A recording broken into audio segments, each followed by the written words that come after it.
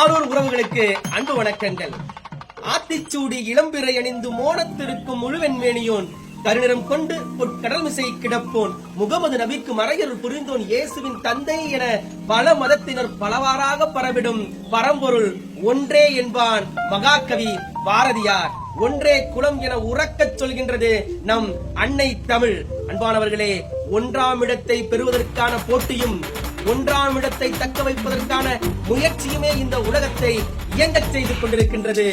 ஆம் அன்பானவர்களே, இன்னும் ஒரே நாளில் ஆரூரில் அறிவு திருவிழா, 4வது புத்தக திருவிழா மிக பிரம்மாண்டமாக திருவாரூர் பவித்திர மாணிக்கம் மங்கள் வரதர் மண்டபத்தில் மிகச் சிறப்பாக நடைபெற இருக்கிறது. இதற்குரிய மாவட்ட ஆட்சியர் பெருமிதத்தோடு அழைக்கிறார்.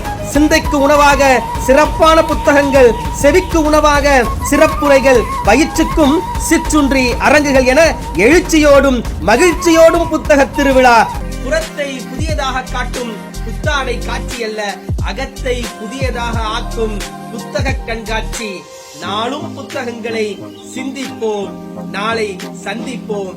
அனைவரும் வருக, அறிவுத்தேன் பருக.